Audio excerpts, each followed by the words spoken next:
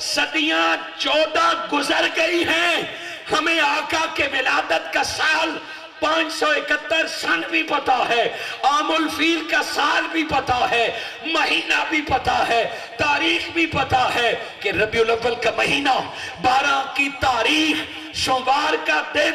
بابا دن تو اپنی جگہ پہ، ہمیں ولادت کا بھی پتا ہے، ولادت کا لمحہ تو اپنی جگہ پہ۔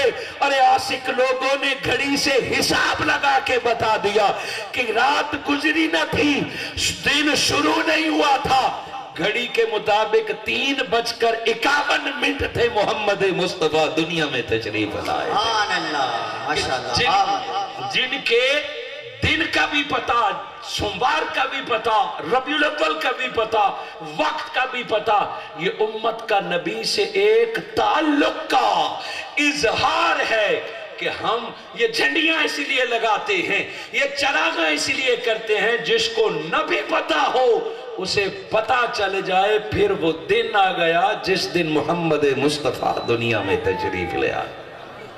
سو جس کا برتھ ڈے پتا ہو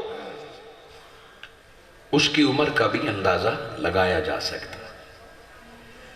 ایک ہے یوم ولادت اور ایک ہے یوم وفات۔ جب یوم وفات بھی پتا ہے اور یوم ولادت بھی پتا ہے تو درمیان والے سال بندہ گن لیتا ہے کہ محمد علی جناح فلاں سال پیدا ہوئے، فلاں سال فوت ہوئے، اتنی عمر تھی۔ علامہ محمد اقبال فلاں سال پیدا ہوئے، فلاں سال فوت ہوئے، اتنی عمر ہو گئی۔ وہ عمر گنی جاتی ہے ولادت سے لے کر وفات تک، پیدا ہونے سے لے کے قبر تک۔ جو قبر میں جاتا ہے اس کی عمر پوری، جو قبر میں جائے اس کا منصب ختم، اس کی نمبرداری ختم، اس کی تھانے داری ختم، اس کا سب کچھ ختم، ادھر روجدہ، ادھر سارے منصب ختم، اسی قبرستان میں دفن۔ سو عمر ہوتی ہے ولادت سے لے کے وفات تک۔ اللہ رب العزت نے فرمایا لَأَمْرُكَ، میرے مصطفیٰ آپ کے ساری عمر کی قسم۔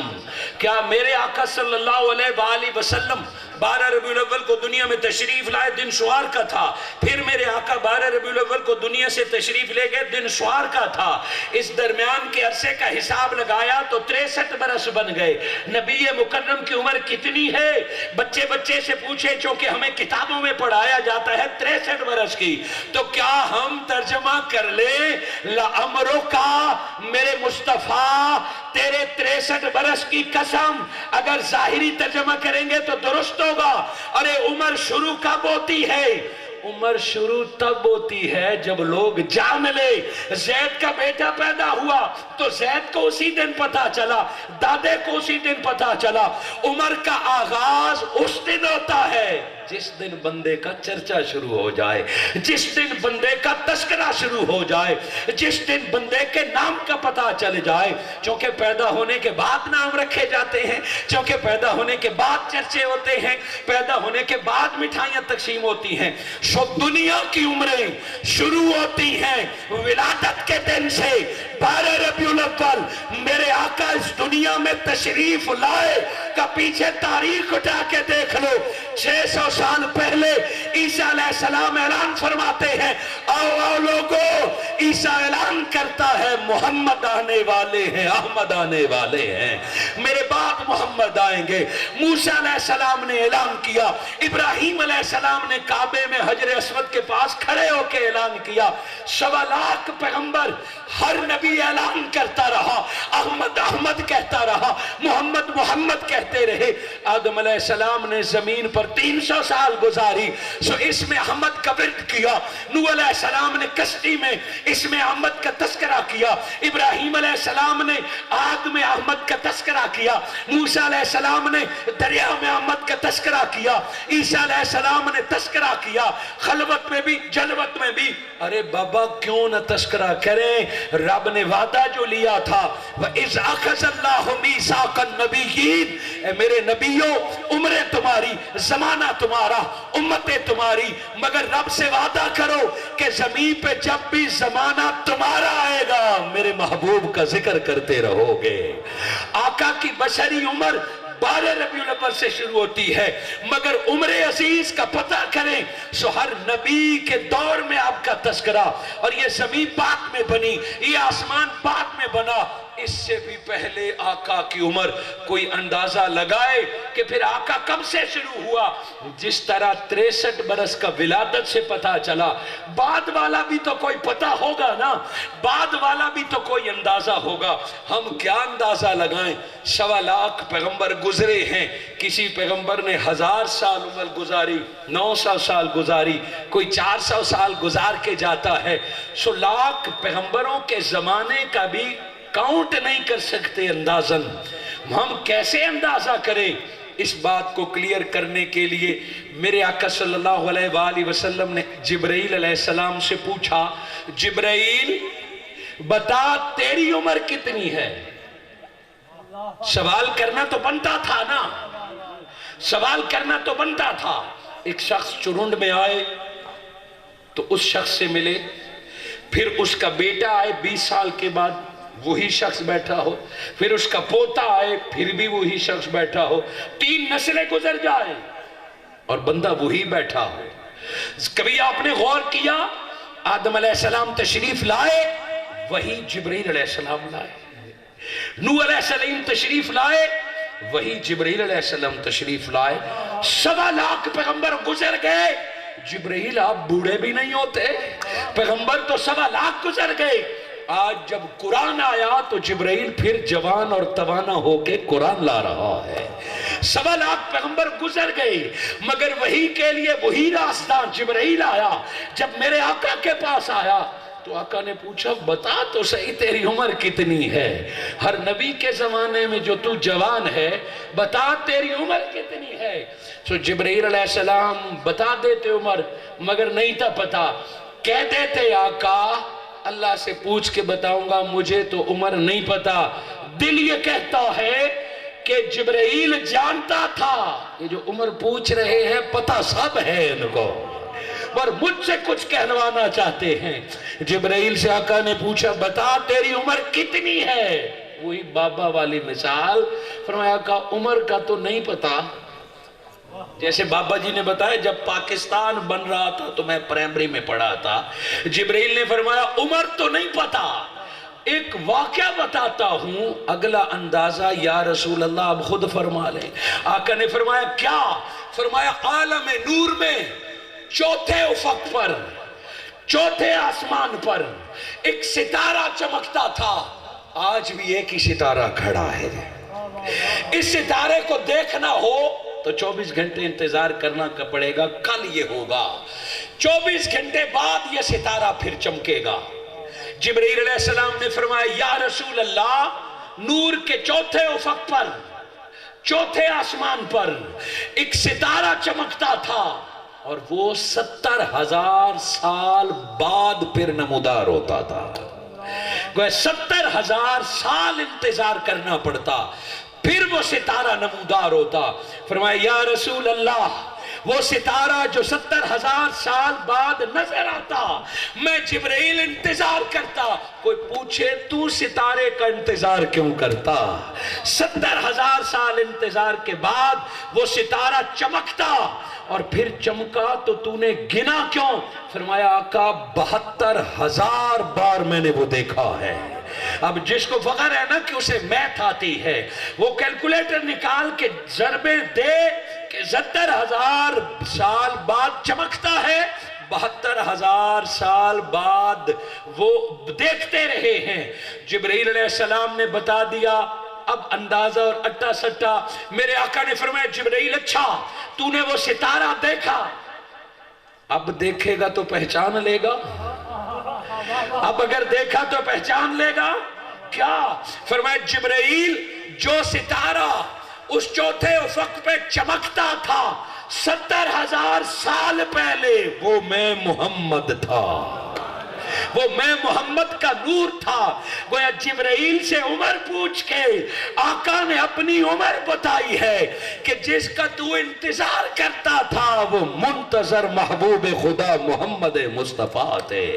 ارے جبرائیل تیری عمر کم ہے، 7 لاکھ پیغمبروں کو تو وہی لاتا رہا، تیری حقیقی عمر کم ہے، محمد مصطفیٰ کی عمر تم سے زیادہ ہے۔ یہ آسمان کتنا بڑا، یہ سورج اور چاند کی آج لوگوں نے پیماس کر دی ہے مشینوں کے ذریعے۔ یہ سورج کے اندر تمہاری کتنی زمینیں سما سکتی ہیں، آسمان تو بہت بڑا ہوگا، چاند تو بہت پرانا ہوگا، نظام شمسی کی طاقت رکھنے والے، سولر پاور کے مالک، سورج تو بڑا ہوگا، جنت بڑی، آسمان بڑے، سب کچھ بڑے، تم جتنے بڑے ہو مصطفیٰ کو رب نے پہلے پیدا کیا، گرد نور مصطفیٰ سے چاند کو پیدا کیا گیا ہے، ساری چیزیں بعد میں پیدا کی گئی ہیں، نور محمد کو رب نے پہلے پیدا کیا ہے۔ اولو ما خلق اللہ نوری، کچھ نہ تھا، ایک رب کی ذات تھی، رب نے سب سے پہلے جو ارادہ فرمایا، میرے شیخ حضور شیخ الاسلام فرماتے ہیں رب نے جو ارادہ فرمایا وہ ارادہ در حقیقت وجود محمد تھا، آقا کے پیدا کرنے کا فیصلہ تھا۔ اب دوبارہ آیت پہ آئیے، لَأَمْرُكَ، میرے مصطفیٰ تیری ساری عمر کی قسم، تیری ساری عمر کی قسم، لوگ تو 12 ربیع الاول سے جانتے ہیں، تیری پچھلی عمر جس کا کسی کو اندازہ ہی نہیں ہے اس کی قسم۔ وہ ولادت سے لے کے وفات تک ہم نبی صلی اللہ علیہ وآلہ وسلم کی وفات ماننے والے لوگ ہیں، ہمیں کوئی انکار نہیں کہ نبی کو موت آئی ہے، جو امر موت ہے وہ میرے آقا تک آئی ہے، اس بات میں کوئی اختلاف نہیں، مگر یہ بات کلیئر ہے کہ لوگوں کا مرنا اور ہے اور مصطفیٰ کا موت سے ملنا اور ہے۔ وہ جو آخری دن ہے جس پر عمر تمام ہو جاتی ہے، جس پر نمبرداری، جس پر تھانے داری، جس پر سارے اختیارات ختم ہو جاتے ہیں، ہاں 12 ربیع الاول کو آقا کے پاس موت آئی، مگر یہ موت ایسی موت نہ تھی جو عمر عزیز کو ختم کرنے والی تھی، وہ اور لوگ ہیں کہ جن کے عمر کا باب کلوز ہو جاتا ہے، موت مصطفیٰ کو آئی ہے، میرے آقا قبر میں گئے ہیں، مگر یہ موت ایسی تھی جو عمر کا خاتمہ نہیں کر رہی، جیسے عمر ظاہری طور پر تھی قبر میں بھی عمر ایسے جاری و ساری ہے۔ مصطفیٰ کی عمر ابھی ختم نہیں ہوئی، مصطفیٰ کی زندگی ابھی ختم نہیں ہوئی، آقا دو جہاں کی عمر عزیز جاری ہے، اپنے کمالات کے ساتھ، اپنے صفات کے ساتھ، اپنی رسالت کے ساتھ، اپنی نبوت کے ساتھ۔ فرق کتنا ہے، پہلے زمین کے اوپر بیٹھ کر حکمرانی کرتے تھے، اب قبر میں بیٹھ کے حکمرانی فرما رہے ہیں، زمین کے اوپر بیٹھ کر بھی اپنے صحابہ کو تکا کرتے تھے، آج یقین کر لے چرنڈ کے غیور عاشق مصطفیٰ میرے آقا قبر میں ایسے حیات ہے کہ قبر میں بیٹھ کے آج تجھے تک بھی رہے ہیں، تجھے جواب بھی عطا فرما رہے ہیں۔ اور یہ عقیدہ ختم نبوت کا سب سے پہلا ثبوت اور دلیل ہے کہ میرے آقا صلی اللہ علیہ وآلہ وسلم قبر میں زندہ ہیں تو نبوت سلامت ہے، میرے آقا کی عمر جاری ہے تو رسالت جاری ہے، میرے آقا گئے قبر میں مگر چرونڈ میں آج بھی نبوت مصطفیٰ کا حکم جاری و ساری ہے۔ ایک عمر وہ ہوتی ہے جو قبر میں جانے پر ختم ہو جاتی ہے۔ لَأَمْرُكَ، مصطفیٰ تیری ساری عمر کی قسم کہ قبر میں چلے بھی گئے پھر بھی حیات مبارکہ جاری و ساری ہے۔ قبر انور میں جانے کے بعد سے لے کے آج تک کا عمر ہمیں پتا ہے کہ کتنے مہینے اور کتنے دن ہیں، ولادت سے لے کے آج تک 63 برس، وہ 1400 سمتھنگ برس، یہ ہمارے علم میں ہے، اس کا پہلے ہمیں نہیں پتا، وہ جبرائیل کو بھی نہیں پتا، وہ یا خدا جانتا ہے یا پھر مصطفیٰ جانتا ہے، مگر ایک عمر عزیز پہلے تھی ایک عمر محبوب باپ کی ہے اور ایک عمر ظاہری تھی جس کو بشری پیکر میں ڈھالا، وہ 63 برس کی تھی۔ یہ مت سمجھئے کہ اللہ رب العزت نے فرمایا کہ صرف 63 برس کی قسم، فرمایا لَأَمْرُكَ، میرے مصطفیٰ تیری ساری عمر عزیز کی قسم، ابھی میدان حشر باقی ہے، ابھی حوض کوثر باقی ہے، یہ ساری قسمیں وہاں سامنے آتی جائیں گی۔ چلو آج اس مختصر سے وقت میں ہم اسی 63 برس کی قسم کھاتے ہیں۔ پہلا سوال یہ ایڈریس کر لیں کہ دنیا کہتی ہے کہ ولادت کو بھی مانتے ہو اور وفات کو بھی مانتے ہو۔ ولادت کا تو جشن مناتے ہو، چراغاں کرتے ہو، جھنڈیاں لگاتے ہو، موت کا ذکر بھی نہیں کرتے، موت پہ کوئی ختم خیرات نہیں کرتے، موت پہ کوئی آنسو نہیں بہاتے۔ سوال تو بڑا ویلڈ ہے، اور دونوں بائی چانس ایک ہی دن سوار کو ہو جائے تو کس کا انتخاب کریں گے؟ ولادت کے دن کو پوری دنیا جشن مناتی ہے اور وفات کے دن پر کوئی غم نہیں، وفات کے دن کوئی آنسو نہیں۔ یہ بات غلط ہے کہ کوئی غم نہیں ہے۔ ہم تو آج تک کربلا والوں کا غم نہیں بھولے، یہ تو ان کے بھی نانا جان ہیں۔ ہم تو آج تک سیدنا امیر حمزہ پر ہونے والا ظلم نہیں بھولے۔ اپنوں کی جدائی بندے کو غمزدہ کر دیتی ہے۔ یہ تو قبر میں جانا ہے، ایک دیش سے دوسرے دیش جانے پر بھی مائیں تڑپ اٹھتی ہیں، دوست روتے ہیں، ہجر و فراق میں کچھ کر لیتے ہیں۔ سو کس نے کہا کہ نبی مکرم صلی اللہ علیہ وآلہ وسلم کے وصال پر غم نہ تھا؟ صحابہ کرام کو غم ہوا، وہ روئے بھی صحیح، وہ تڑپے بھی صحیح، آقا کی قبر سے لپٹے بھی صحیح۔ صحابہ کرام کو غم تھا۔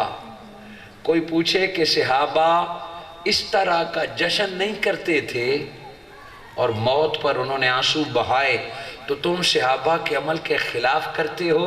فرمایا اس طرح کے جشن کی طرف ان کی توجہ اسی لیے نہیں گئی کہ چہرہ مبارک ہر وقت سامنے نظر آتا تھا، چہرہ مبارک ہر وقت سامنے نظر آتا تھا، ان کا تو ہر لمحہ جشن میں گزرتا تھا، ان کا تو ہر لمحہ خوشی اور سرور میں گزرتا تھا۔ یہی تو عقیدہ تھا۔ نماز رب کی پڑھتے تھے، امام بخاری فرماتے ہیں، کوئی عام روایت بھی نہیں، نماز رب کی پڑھتے تھے، چہرہ نماز میں مصطفیٰ کا تکا کرتے تھے، دوران نماز بھی آقا کے چہرے کا مسکرانا دیکھ لیتے تھے، حضور کا ادھر ادھر دیکھنا، گویا ہر لمحے ان کی نگاہوں میں چہرہ مصطفیٰ پھرا کرتا تھا۔ اب ٹو دا پوائنٹ کہ ہمیں ولادت کی خوشی ہے اور حضور کے وصال کا غم کیوں نہیں؟ بڑے عجیب لوگ ہیں کہ اگر ہم کربلا والوں کے غم میں آنسو بہائیں تب کہتے ہیں کہ کربلا والوں کا غم منانا جائز نہیں، یہ بدعت ہے، اور اگر آقا کی آمد پر خوشی منائیں تب کہتے ہیں غم منانا چاہیے، یہ خوشی منانا بدعت ہے۔ دونوں طرف کی سمجھ نہیں آتی، مگر آپ الجھئے نہیں، یہ الجھنے کا زمانہ نہیں۔ عیدوں پر ساری نفرتیں نکال کر دلوں سے لگانے کا موسم ہوتا ہے، ایک دوسرے سے نفرتیں ختم کرنے کا موسم ہوتا ہے۔ ہم آقا کی ولادت پر جشن مناتے ہیں، مناتے رہیں گے، حضور کی وصال پر غم نہ کرتے ہیں، نہ کریں گے۔ اتنا درد دل میں ضرور ہے کہ دل سے ہوک اٹھتی ہے، تیرے ہوتے جنم لیا ہوتا، کاش تیرے ہوتے جنم لیا ہوتا، ہم بھی آقا کے موجودگی میں پیدا ہوتے تو شاید یہ جان قربان ہوتی، جان قربان نہ ہوتی تو آقا کا چہرہ تو تکتے، آقا کے کبھی جوتیاں تو اٹھاتے۔ یہ غم ہمارے دل میں بھی ہے کہ ہم دور پرفتن میں پیدا ہو گئے، کاش تیرے ہوتے جنم لیا ہوتا، پھر کبھی تجھے تک لیا ہوتا۔ میرے شیخ نے نہ جانے کس کیفیت میں یہ کلام لکھا ہے کہ تیرے ہوتے جنم لیا ہوتا۔ آج میرے دل، آپ کے دل کی بھی یہ خواہش ہونی چاہیے، وہ عظیم لوگ تھے جن کا انتخاب کیا۔ آج ہم آقا کی آمد پر جشن مناتے ہیں اور مناتے رہیں گے، حضور کے وصال پہ غم نہیں کرتے۔ وجہ پہلی بات تو یہ کہ کسی کے وصال پر غم کا 3 دن سے اجازت نہیں ہے. ایک بیوی کو ہے 4 ماہ، اس کے بعد اس کو بھی اجازت نہیں. موت کو قبول کرنے کا حکم ہے. پہلے تو شریعت نے بتایا 3 دن کے بعد موتوں کو بھلانے کی کوشش کرو. دعا روز مانگو اپنے ماں باپ کے لیے، بہن بھائیوں کے لیے، مگر روز اس طرح یاد نہ کرو کہ فلاں مر گئے، اس طرح مر گئے. نہیں، وہ جو شہدائے کربلا کو یاد کیا جاتا ہے وہ رونا شہادت پر نہیں ہوتا، وہ نبی کی آل پر مسلمانوں کے کلمہ پڑھنے والوں کے ظلم کی وجہ سے ہوتا ہے. وہ شہدائے کربلا پر اٹھائے جانے والے مظالم کی وجہ سے ہوتا ہے. شہادت پر کوئی نہیں روتا، وہ اس غم اور پیاس کی وجہ سے آنکھوں میں آنسو آتے ہیں. نبی مکرم صلی اللہ علیہ وآلہ وسلم کی ولادت پر خوشی اسی لیے مناتے ہیں کہ رب کا حکم ہے، نبی کی سنت ہے. میرے آقا کے ولادت کے تذکرے نبی کی اپنی سنت ہے، صحابہ کی سنت ہے. آقا آپ ہر سوموار کو روزہ کیوں رکھتے ہیں؟ ہم تو سال بھر بعد مناتے ہیں. آقا ہر سوموار کو آپ روزہ کیوں رکھتے ہیں؟ میرے آقا نے فرمایا اسی لیے رکھتا ہوں کہ اس دن میں پیدا کیا گیا ہوں، اس دن مجھے پیدا کیا گیا ہے. خالق کائنات نے قرآن میں حضرت عیسیٰ علیہ السلام کے ولادت کے تذکرے خود فرمائے، موسیٰ علیہ السلام کے ولادت کے تذکرے خود فرمائے، تاکہ چرونڈ والوں کو پتہ چل جائے نبی کی ولادت چھپانے کی نہیں ہے. عیسیٰ و موسیٰ کے تذکرے رب کر لیتا ہے تاکہ محمد کی ولادت کے تذکرے کرو تو دل کو سکون ہو جائے. محبوبوں کی ولادت کا تذکرہ کرنا ڈائریکٹ سنت الہی ہے. اور پھر خود اللہ رب العزت نے حکم دیا قُلْ بِفَضْلِ اللَّهِ وَبِرَحْمَتِهِ فَبِذَلِكَ فَلْيَفْرَحُوا بِهِ، کہ جب تمہیں نعمت مل جائے اس پر جشن کرو. اس لیے ہم جشن کرتے ہیں. رہی بات روئے تو وہ جس سے نعمت چھن جائے، روئے تو وہ جس سے تعلق ٹوٹ جائے. ہم اپنے ماں باپ پر اسی لیے روتے ہیں کہ قبر میں جانے کے بعد ایک ظاہری تعلق ٹوٹ جاتا ہے. قبروں میں جانے پر اگر کوئی روتا ہے تو دنیا دفن ہوتی ہے قبر میں. اور میرے آقا جب دنیا سے رخصت ہوئے تو حضور نے فرمایا ماں بین ممبری و بیتی، میں محمد کی جو قبر ہے یہ زمین کا گڑا نہیں، یہ جنتوں کا باغ ہے. بھلا جنتوں میں جانے پر بھی کوئی رویا ہے؟ آقا خود بھی جنت میں آرام فرما ہے، ساتھ اپنے یاروں کو بھی لٹایا ہوا ہے. اور میرے آقا صلی اللہ علیہ وآلہ وسلم نے فرمایا قبر انور میں جانے کے بعد تمہارا سلام بھی سنوں گا. چرونڈ کا بندہ کیوں روئے جب اس کو اتنی بڑی خوشخبری ملی ہے کہ اپنے کمرے میں بیٹھ کر نبی پہ درود بھیجو. نبی مدینہ سے سن بھی لیتے ہیں، جواب بھی عطا فرماتے ہیں. چرونڈ کا بندہ کیوں روئے آقا کے وصال پر جب اسے خوشخبری ہے تیاری کرو. من زار قبری فکانما زار فی الحیاتی، اگر مدینہ آ گیا نا قبر کو دیکھ لیا تو یوں سمجھ میں سے زندگی میں مل گیا. صحابہ نے چونکہ ظاہری وجود دیکھا تھا، ان کا رونا بنتا تھا. ہم آقا سے جو تعلق رکھتے ہیں، آقا قبر انور میں ہیں، ہمارے لیے اسی طرح زندہ رسول ہیں جس طرح ابو بکر و عمر کے لیے تھے. ہمارا تعلق نہیں ٹوٹا، فیض جاری ہے، کرم جاری ہے، فضل جاری ہے. کسی کے خواب میں آ کے دیدار کرا دیتے ہیں، کسی کو پاس بلا کے دیدار کرا دیتے ہیں. علیک سلیک بھی جاری ہے، دعائیں بھی جاری ہیں. قبر میں آنے کا وعدہ بھی ہے کہ چلو مدینے نہیں آ سکے، قبر میں جانا، وہاں پردے ہٹیں گے، دیدار مصطفیٰ ہو جائے گا. ہمیں تو اپنی قبر پہ رونا نہیں آتا، حشر میں جانے کا افسوس نہیں. آقا نے فرمایا پلسرات پہ آؤ گے تو میں ہوں گا، ترازو پہ آؤ گے تو میں ہوں گا. جہاں جہاں خطرہ ہوگا آقا پہلے سے وہاں موجود ہوں گے. تو غم تو وہ کرے کہ جن کا آقا کی قبر سے رابطہ ٹوٹ چکا ہے. ہمارے رابطے قبر میں جانے کے بعد اور بھی رب نے مضبوط فرما دیے ہیں. سو یہ ایک سوال کا جواب تھا، خطاب ابھی باقی ہے. فرمایا لعمرکا، میرے مصطفیٰ تیری ساری عمر کی قسم. آئیے اب اس کو لاجیکلی دیکھتے ہیں. کیا کسی بندے کی ساری عمر آئیڈیل ہو سکتی ہے؟ ولادت سے لے کے موت تک بندے کی زندگی کے مراحل آتے ہیں. ایک بچپنا ہوتا ہے, لڑکپن ہوتا ہے, جوانی ہوتی ہے, بڑھاپا ہوتا ہے. کسی کا بچپنا معصوم ہوتا ہے, لوگ بڑی تعریف کرتے ہیں, مگر جوانی میں وہ بگڑ جاتا ہے, لوگ اس سے پناہ مانگتے ہیں. کسی کی جوانی اچھی گزرتی ہے, بوڑھا ہو کے وہ شریر ہو جاتا ہے, گالیاں دینے لگ جاتا ہے, لڑنا شروع کر دیتا ہے. کسی کا بچپنا ٹھیک تو جوانی بگڑ گئی, کسی کی جوانی کنٹرول گزری تو وہ بڑھاپے میں بگڑ گیا. آپ مثالیں دیکھ لیں اپنی سوسائٹی میں, کیا کوئی ایسا فرد نظر آتا ہے کہ جس کی ساری عمر اتنا بے داغ ہو کہ رب قسمیں کھائے مصطفیٰ تیرے بچپن کی بھی قسم, تیرے جوانی کی قسم, تیرے جاگتے ہوئے لمحے کی قسم, تیرے سوتے ہوئے لمحات کی قسم, تیرے کھانے کی قسم, تیرے سونے کی قسم, تیری شادیوں کی قسم, تیرے جنگ کی قسم, تیرے صلح کی قسم, تیرے ہنسنے کی قسم, میرے مصطفیٰ تیرے رونے کی قسم, میرے مصطفیٰ تیرے کھلانے کی قسم, میرے مصطفیٰ تیرے معافیوں کی قسم, میرے حبیب تو قبر میں گیا اس قبر کی بھی قسم. ایک واحد ہستی ہے جس کے ہر لمحے کی قسمیں رب کھا رہا ہے. بچپن میں جب بندہ پیدا ہوتا ہے تو بہت ساری غلطیاں ایسی کرتی ہیں کی تھی کہ معاف کی جاتی ہیں.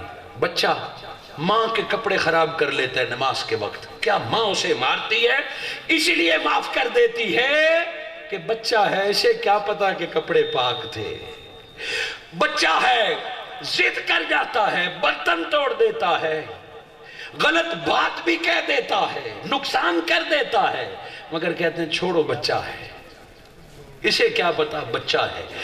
بچپنے میں خطائیں اور غلطیاں ہوتی ہیں مگر وہ عند اللہ بھی معاف ہیں اور مخلوق بھی اسے معاف کرتی ہے. یہ نہیں کہ بچے غلطیاں نہیں کرتے, جھوٹ بھی بولتے ہیں مگر بچے ہوتے ہیں, اور بھی غلطیاں کرتے ہیں مگر بچے ہوتے ہیں. عدالت بھی معاف کر دیتی ہے, ابھی بالغ نہیں ہے.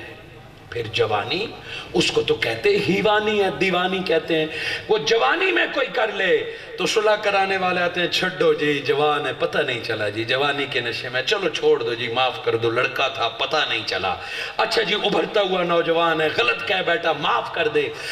جوانی کی غلطیوں کا بھی ایک بہانہ ہے. اور ذرا بوڑھا ہو جائے, 50 60 70 72 ہو جائے, کسی سے لڑ پڑے, کوئی زمین پہ جھگڑا کر لے, پڑوسیوں سے جھگڑا کر لے, بیٹوں بہووں سے جھگڑے, اگلے کہتے ہیں چھوڑو جی بزرگ ہے جی. اب آپ بھی وہ بچوں کی طرح ہوتے ہیں, 72 ہو گیا کچھ نہ, وہ بزرگ کو اب جواب دیں گے. گویا غلطی معاف کرانے کے ہمارے پاس بہانے ہیں. یہ آپ نہیں کہہ سکتے کہ کسی کا بڑھاپا پاک ہے, ہر کسی کی جوانی پاک ہے, یا کسی کا بچپنا پاک ہے. اور روئے زمین اور کائنات پر پہلی سانس سے لے کے قبر تک اگر ہر سیکنڈ کی گارنٹی دی جا سکتی ہے, آمنہ عبداللہ تیرا لال وہ لال ہے کہ رب نے 63 برس ساری عمر کی قسم کھا لی ہے.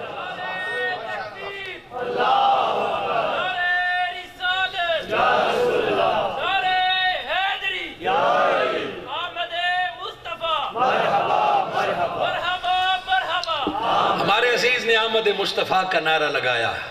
میں جب جمعہ پڑھاتا تھا حرمین میں تب بھی ان کے جوشیلے نعرے ایسے کبھی سنائی دیتا, میں نے چہرے سے پہچان لیا ہے. آمد مصطفیٰ کے نعرے سے اپنے موضوع کو آمد مصطفیٰ پر لے آتے ہیں. 12 ربیع الاول کو آقا دنیا میں تشریف لائے, تیرے گھر بھی بچے پیدا ہوئے, میرے گھر بھی بچے پیدا ہوئے ہیں. بچہ پیدا ہوا, بچہ جب پہلی سانس لیتا ہے, بولیے کیا کرتا ہے, کوئی بتا سکتا ہے؟ بولے نا. بچہ جب پیدا ہوتا ہے تو پہلی سانس میں کیا کرتا ہے؟ بولے نا. ٹھیک کہہ رہے ہو, کیا کرتا ہے؟ یہ رونا صحت کی نشانی ہے. ارے کیسا رونا ہے؟ بچہ روتا ہے, گھر والے اس کے رونے پر ہنستے ہیں, رونے کی آواز آتی ہے, مٹھائیاں بٹتی ہیں کہ بچہ پیدا ہو گیا. رونے کی آواز خوشخبری کی نشانی ہوتی ہے. بولیں ایسا ہے یا نہیں ہے؟ بچے کے رونے پر دادا دادی نانا نانی حتیٰ کہ ماں بھی ہنس پڑتی ہے, چونکہ بچے کا برتھ کے موقع پر رونا میڈیکل یہ کہتی ہے کہ اس کے صحت مند ہونے کی نشانی ہے. جو بچہ جتنا زور سے روئے گا تو اس کے لنگز ٹھیک کام کر رہے ہیں, اس کی سانس چل رہی ہے, اس کی ساری پاور ٹھیک ہے. اور جو بچہ پیدا ہوتے وقت نہ روئے दाई परेशान हो जाती है, बच्चा ठीक नहीं है, बच्चा बीमार है, माँ परेशान हो जाती है। सो ये रोना खुशखबरी है और चुप होना ये गम की खबर है कि बच्चा रोया नहीं। दुनिया के सारे सेहतमंद बच्चे रोते रहेंगे, ये उनकी जिंदगी का आगाज है। 12 रबीउल अव्वल वक्त फजर अब्दुल्ला और आमना के घर जो लाल पैदा हुआ वो न रोया, रोने की आवाज ना आई। इतने बड़े बड़े बल्ब नहीं थे, छोटा सा चिराग था, दीवा, छोटा सा दीवा, छोटा सा चिराग जल रहा था। बच्चा न रोया, माँ परेशान, दाइयां परेशान कि रोने की आवाज ना आई। अल्लाह खैर करे, क्या हुआ? चिराग रोशन करके आने वाले बच्चे के करीब किया। बच्चा रोया तो नहीं, मगर गुलाब जैसे पंखड़ियों भरे लब हिल रहे हैं। लामरुका, मेरे मुस्तफा तेरे सारे उम्र की कसम, ए अल्लाह के प्याली सांस की भी कसम का, देख तो सही, रोए नहीं, लौट हिल रहे हैं। कान करीब किया कि ये पैदा होने वाला बच्चा क्या कह रहा है। जब कान करीब किया तो उन नन्हे लबों से दुआ निकल रही है, या रब उम्मती, या रब उम्मती, मोहम्मद दुनिया में आ गए हैं, पहली दुआ ये है मेरी सारी उम्मत को बख्श देना, मेरी सारी उम्मत को बख्श देना। बाबा वो कसम उठाने के काबिल है कि नहीं है? बच्चा रोता है कि मैं दुनिया में आया क्यों, और अब्दुल्ला तेरा बच्चा बोलता है कि मैं दुनिया वालों को बख्शवाने के लिए आया हूं। ये उम्र अजीज का पहला सेकंड है, पहला लम्हा है। मुस्तफा तेरे सारी उम्र की कसम। अब अगर हम इसी तरह शुरू हो गए और मैं आज कह लूं, बड़ी तकरीरें सुनते हैं चुरुंड वाले, मियां जंजुआ साहब रोज दावत देते हैं, आज सारी सीरत सुनाना है। दोस्तों अज़ान फजर हो जाए, मेरा दावा है न आप सुनते थकेंगे न मैं सुनाते थकूंगा, क्योंकि रब ने कसमें खाई हैं। अगली बात फिर मेडिकल की करते हैं। बच्चा जब पैदा होता है तो पहला अमल ये करते हैं कि माँ की नाफ से बेटे की नाफ जुड़ी हुई होती है। आप भी नाफ कहते हैं, और जिस रग से जुड़ी होती है उसे लोकल लैंग्वेज में आप क्या कहते हैं? बताएं ना, आपसे पूछ रहा हूं। माँ और बेटे जो नाफ से जुड़ी हुई होती है, एक रग, हम माँ के पेट में मुंह से कुछ नहीं खाते, हम माँ के पेट में नाक से सांस नहीं लेते, मुंह नाक हमारा झिल्लियों में पैक होता है, कवर होता है। माँ का जिस्म हमारे जिस्म से एक रग, एक नाड़ से जुड़ा हुआ होता है। बंदा जब दुनिया में पैदा हो जाए तो वो सारा बच्चा बच्ची बाहर आ जाता है, वो नाफ मां से जुड़ी हुई होती है। वो इस बात की सबूत होती है कि देख दुनिया में आने वाले ये औरत अपना खून जिगर तुम्हें पिलाती रही है, ये औरत खून जिगर तुम्हें पिलाती रहती है। तो दाई पहला काम ये करती हैं, कैंची छुरी रखती हैं और इसको काटती हैं ताकि बच्चा मां से जुदा हो जाए। फिर ये बाकी हिस्सा सूख कर गिर जाता है, मगर नाफ का गड़ा मरते दम तक नहीं भरता, ताकि बंदा जितना भी बड़ा हो जाए उसे एहसान याद रहे कि मेरी माँ यहाँ मुझे अपना खून पिलाया करती थी, मेरी माँ मुझे पालती रहती थी। नाफ का गड़ा रोजाना बंदे को याद दिलाता है। मेरे आका जब दुनिया में तशरीफ लाए तो दाई ने छुरी कैंची तैयार की होगी, मगर दंग रह गई कि आका नाफ मुरीदा पैदा हुए हैं, नाफ कटी हुई है, काटने की जरूरत नहीं है। ये क्या पैगाम था कि दुनिया के बच्चों को माएं पालती हैं, इसीलिए मां से जुड़ा हुआ होता है। और ये वो बच्चा है जिसके सदके रब ने मां को पाला हुआ है। ये पलने में मां का मोहताज न था, ये वो मां है जिसको रब ने मुस्तफा की खातिर पाला हुआ था। नाफ कटने के बाद दाई का दूसरा काम पानी गरम करके और कपड़ा गरम करके तैयार किया कि गुस्ल करे। आप और मैं भी माँ के पेट में रहे हैं, तो माँ के पेट का पानी, माँ के पेट की दीगर जरूरी चीजें हमारे साथ लगी हुई हैं। मेरे लबों पे तो गंद का लफ्ज नहीं आता, क्योंकि वो हमारी माँ है और हमने उसी में 9 माह गुजारे हैं। वो पेट की जो चीजें हैं, पानी है, लिक्विड है, वो बच्चे के साथ लगा हुआ होता है, तो पैदा होते ही उसे गुस्ल दिया जाता है। हाय हाय, दाई ने पानी करीब किया होगा, कपड़े करीब की होगी, मगर उसके औसान खता हो गए कि जिंदगी में पहली बार देखा है कि पैदा होने वाला पाक साफ है। यूं लगता है किसी ने ताजा गुस्ल दे के दुनिया में भेजा हुआ है। नाफ पुरीदा है, गुस्ल हुआ है। अब दाई ने अगला काम किया, सुरमा सलाई उठाई कि सुरमा लगाऊं। दाई ने नियत की कि सुरमा लगाऊं। आका ने आंख खोली तो दाई की आंखें फटी की फटी रह गई कि उन आंखों में माज़ागल बसर का कजला पहले से लगा हुआ है। कंघी उठाई कि चलो तेल तो लगा दो बाल, मगर तेल लगा हुआ, कंघी हुई, सुरमा लगा हुआ, नाफ कटी हुई, हत्ता के खतना भी पहले से हुआ है।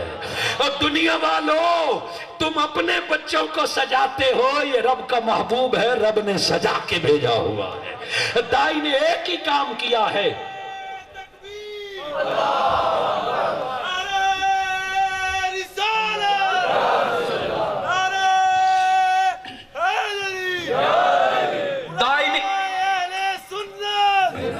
दाई का एक ही काम रह गया था कि वो कपड़ा उठा के लपेट ले, ताकि कुछ दाई भी कह सके मैंने भी कोई खिदमत की थी।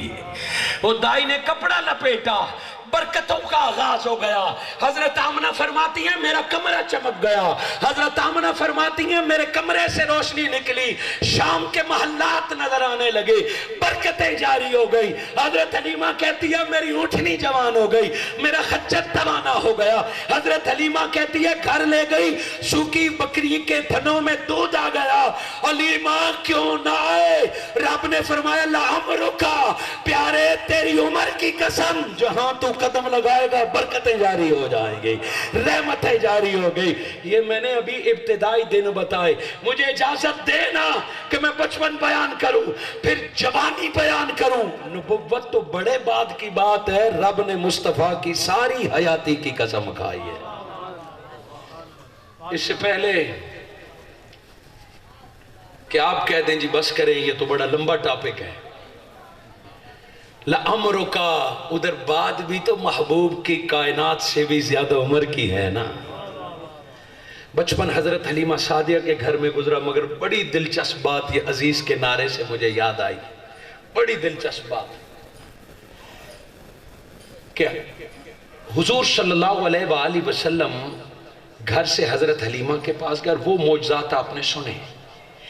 आपकी यतीम पैदा हुए और आपके दादा जान, आपकी वालदा के बाद हजरत मेरे आका के दादा जान का क्या नाम था, फौरन बताइए। देख लें, नारों से आपने पूरे चुरुंड को सर पे उठाया था, गलियां सारी सजी हुई हैं, और इतना कॉन्फिडेंट नहीं कि हुजूर के दादा का नाम याद हो। तो वो लोग सच्चे हैं कि ये सिर्फ जुलूस निकालते हैं, सिर्फ लंगर खाते हैं, इनको आका की सीरत का नहीं पता। मैंने सिर्फ जानने के लिए पूछा कि आका का दादा का नाम, हजारों के मजमे में 10-12 सिर्फ जवाब आए। बताइए मेरे आका के दादा जान का नाम, जोर से बोलें ताकि मेरे दिल को तसल्ली हो। हजरत अब्दुल मुत्तलिब। हजरत मेरे आका की वालिदा मोहतरमा का नाम, इतना बोलें कि जिसको नहीं पता उसे याद आ जाए। मेरे आका की वालदा का नाम, मेरे आका के बाबा जान का नाम, हजरत बाबा अब्दुल्ला, दादा अब्दुल मुत्तलिब, माँ हजरत आमना। मेरे आका के बाबा जान आपकी विलादत से पहले विशाल फरमा गए। आपके दादा जान हजरत अब्दुल मुत्तलिब ने जिम्मा उठाया कि अब खिदमत मैं करूंगा। हजरत अब्दुल मुत्तलिब जब विशाल फरमा गए तो जिम्मेदारी हजरत अबू तालिब की लगी। किसकी लगी? हजरत अबू तालिब मेरे आका के क्या लगते थे? چچا جان مولا کائنات کے بابا تھے. مولا کائنات کے بابا ابو طالب نے ذمہ اٹھایا کہ خدمت اب میں کروں گا. دن رات آقا کی خدمت کرتے تھے. پتہ ہے دوستو کیا ہوا؟ بارشیں بند ہو گئیں, خشک سالی آ گئی مکہ میں. یہ آپ نے دیکھا نا کہ کبھی بارشیں بند ہو کے آزمایا جاتا ہے, کبھی سیلاب بھیج کر آزمایا جاتا ہے. بارش مکہ پہ بند ہو گئی, قحط سالی طوالت اختیار کر گئی, درخت خشک ہو گئے, پانی ختم ہو گیا, آب زمزم بھی نیچے اتر گیا, لوگ مکہ کا شہر چھوڑنے لگ گئے, جانور مرنے لگ گئے. یہ ساری باتیں تاریخ میں لکھی ہوئی ہیں. اب جب پانی نہیں تھا تو کاروبار ختم, لوگ کعبہ کی زیارت کے لیے آنا چھوڑ رہے تھے, چونکہ یہاں پینے اپنے اور گھوڑوں اونٹوں کو پانی پلانا نہ تھا. سو مکہ ویران ہو رہا تھا. لوگوں نے اپنے مذہب اور عقیدے کے مطابق دعائیں مانگی, بارش نہ ہوئی. کعبے سے لپٹے, بارش نہ ہوئی. سرداروں نے میٹنگ کی کہ کریں کیا کریں. سننے میرے آقا کا میلاد منانے والے مکہ کے سردار اس بات پہ متفق ہو گئے کہ جس کو اللہ مسجد کی چابیاں دیتا ہے وہ عام بندہ نہیں ہوتا. جو مسجد کا متولی ہوتا ہے وہ عام بندہ نہیں ہوتا. آپ اور میں تو خیال کرتے ہیں نا جرا ویلا ہے وہ مسجد ہے جی, کہ جس کا کوئی کام نہیں وہ مسجد کا ہے. یہ سوچ غلط ہے. مسجد کی چابیاں رب اسی دیتا ہے جس کے لیے اللہ جنت میں محل بنانا چاہتا ہے. مسجد میں جھاڑو وہی دے سکتا ہے جس کے دل کو اللہ صاف کرنا چاہتا ہے. مسجد کے وضو خانے اور جھاڑو دینے والا خوش قسمت, چونکہ اللہ رب العزت نے ابراہیم علیہ السلام کی ڈیوٹی لگائی تھی, طہر بیتیا, میرا گھر صاف کر. ہر بندہ رب کا گھر صاف نہیں کر سکتا. جسے رب کچھ دینا چاہتا ہے اسے جھاڑو دے کے مسجد بھیج دیتا ہے. مسجد کی تعمیر بھی اللہ پیارے بندوں سے کراتا ہے. سو مکہ کے لوگوں نے کہا کہ یہ خانہ کعبہ ہے, اللہ کا گھر ہے, اور اس کی چابی ابو طالب کے پاس ہے.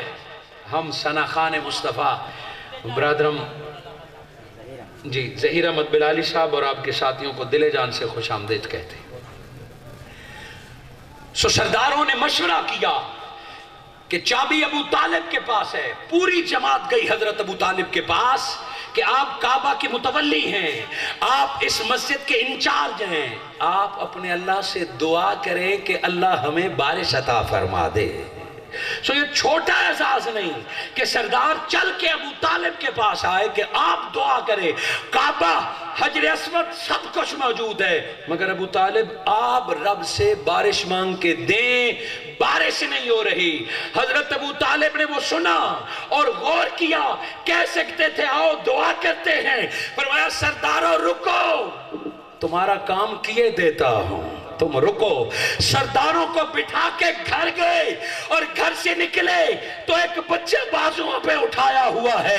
سردار کہتے ہیں ہم بارش مانگنے آئے, یہ بچہ لے کے آئے. ایک روایت میں ہے کہ وہ بچہ کون ہے؟ محمد مصطفیٰ. حضرت ابو طالب اپنا بھتیجا لے کے آئے, بھتیجا لے کے آئے. ایک روایت میں ہے کہ کعبے کے ساتھ بٹھا دیا کہ بھتیجا ادھر بیٹھ. دوسری روایت ہے کہ بازوؤں میں اٹھا دیا. پہلے دعا مانگتے رہے, مولا یہ تیرے بندے بارش مانگنے آئے ہیں, کعبے کے صدقے بارش عطا فرما, کعبے کے مالک بارش عطا فرما. روتے رہے, گڑ گڑاتے رہے, کلمات نکلے, رب اس روشن چہرے والے بچے کے صدقے بارش عطا فرما دے, اس بچے کے مالک رب بارش عطا فرما.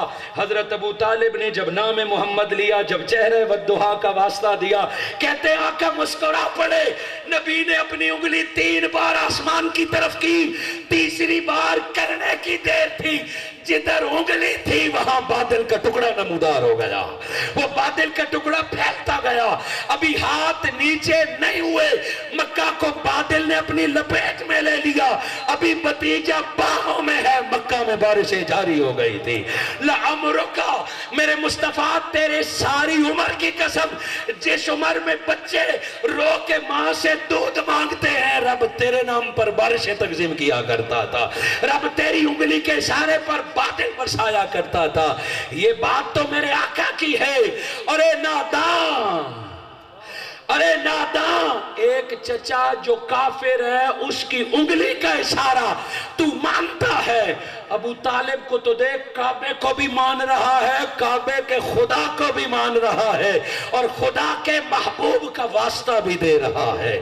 یہ حضرت ابو طالب نے ایک بعد میں قصیدہ لکھا اور یہ سارا واقعہ اسی میں درج فرمایا ہے کہ کس طرح لوگ میرے پاس آئے۔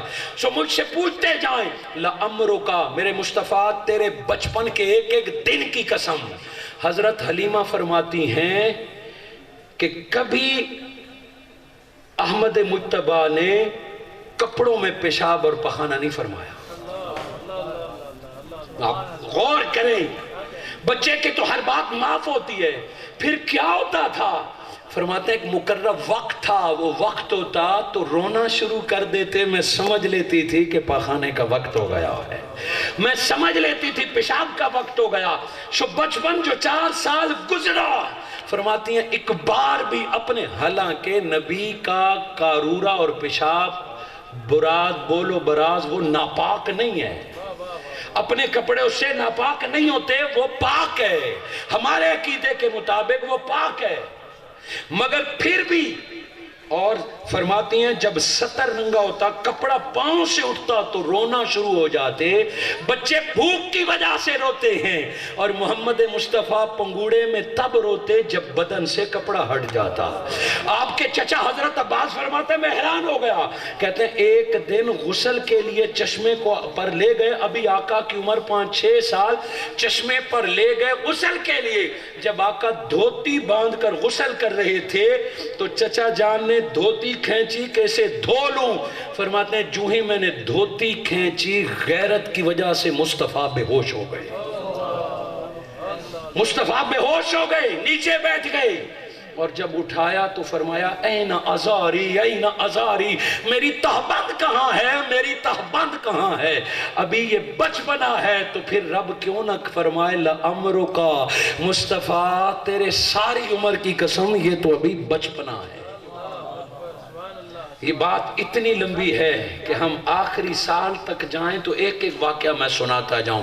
آج ہم آقا کی عمر میں جاری ہیں، حضور کی عمر ختم نہیں ہوئی، میرے آقا نے فقط پردہ فرمایا۔ آج بھی اس ربیع الاول میں رب قسمیں کھا رہا ہے، وہ نبی تھے جن کی نبوت کی عمر تھوڑی تھی، میرے مصطفیٰ آپ کی نبوت کی عمر زیادہ ہے، آپ قبر انور میں ہے اور نبوت چرنڈ میں بھی مصطفیٰ کی جاری و ساری ہے۔ وہ جو مر جائیں ان کی عمریں ختم ہو جاتی ہیں، لامروں کا قبر میں جانے کے بعد بھی عمر جاری و ساری ہے۔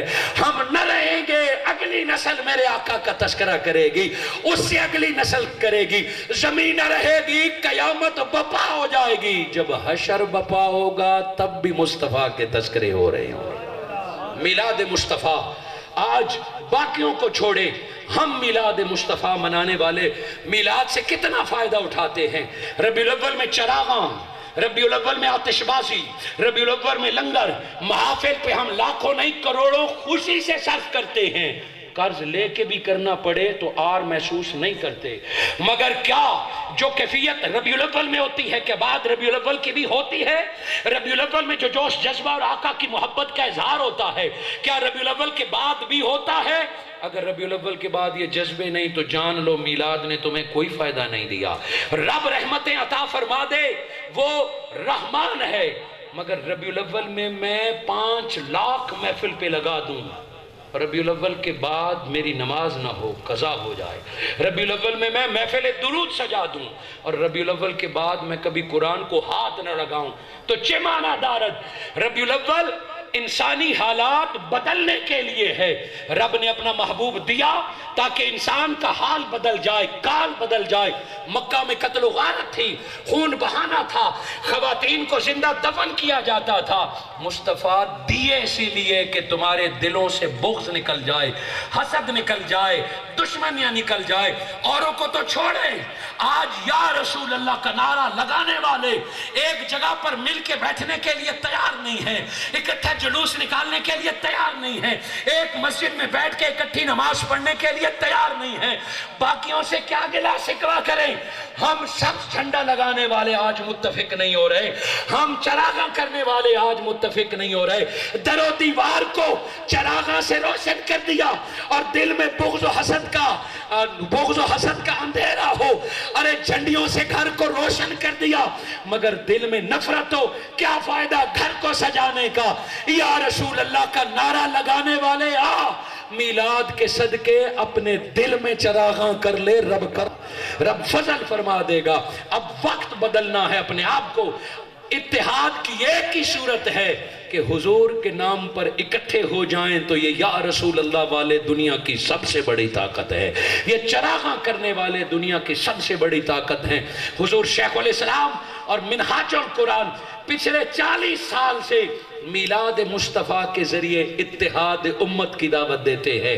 11 اور 12 کی درمیانی رات مینار پاکستان پر آقا کی آمد کا جشن منایا جاتا ہے تو سٹیج پر ہر مکتبہ فکر کے لوگ نظر آئیں گے، جامعہ اشرفیہ کے اساتذہ نظر آئیں گے، علماء دیوبند نظر آئیں گے، فقہ جعفریہ کے نظر آئیں گے، ایران کے قاری نظر آئیں گے، مصر کے قاری نظر آئیں گے۔ ہر مسلک کا قائد اگر نظر آئے گا تو منہاج القرآن کے سٹیج پہ نظر آئے گا۔ اور میرے آقا صرف کلمہ پڑھنے والوں کے لیے نہیں ہیں، ارے آقا کو تو رب نے کافروں کے درمیان بھیجا، عیسائیوں کے درمیان بھیجا، یہودیوں کے درمیان بھیجا کہ مصطفیٰ صرف تمہارے نہیں ہیں، یہ فریضہ نبھا رہا ہے۔ تو ڈاکٹر محمد طاہر القادری اور منہاج القرآن 11-12 کی رات ہندوؤں کو بلا کے سٹیج پہ بلایا جاتا ہے۔ اللہ، ان کو لانا ہمارا کام تھا، مصطفیٰ عطا کرنا تیرا کام ہے۔ منہاج القرآن کے محافل میں کسی مذہب کی پابندی نہیں، کسی مسلک کی پابندی نہیں، کسی عمر کی پابندی نہیں۔ لَعَمْرُکَ، مصطفیٰ تیرے ساری عمر کی قسم، یہ زمانہ وہ زمانہ ہے جہاں آج بھی تیرے اسوہ کی ضرورت ہے۔ میں اپنی گفتگو کو ادھورا چھوڑتا ہوں، وگرنہ میری گفتگو اور عمر عزیز کا آخری حصہ یہ تھا کہ قبر انور میں جانے کے بعد آقا چرنڈ والوں سے کیسے مخاطب ہوتے ہیں، میلاد والوں کو کیسے جانتے ہیں، قبر انور میں جانے کے بعد مدینہ آنے والوں کی میزبانی مصطفیٰ کیسے فرماتے ہیں، اور چرنڈ میں بننے والی قبر میں آقا اپنا گھونڈ اٹھا کے زیارت کیسی عطا فرماتے ہیں۔ یہ اسی عمر کا حصہ تھا، مگر اہلیان چرنڈ کی سماعتوں کی نظر اگلا حصہ پھر کبھی صحیح اگلی بار ملیں گے تو یاد کرانا آپ کا کام ہے۔ لَعَمْرُکَ، یہ آقا کے ظاہری 63 برس کا ہم نے مختصر سا تذکرہ کیا۔ برادر ظہیر صاحب،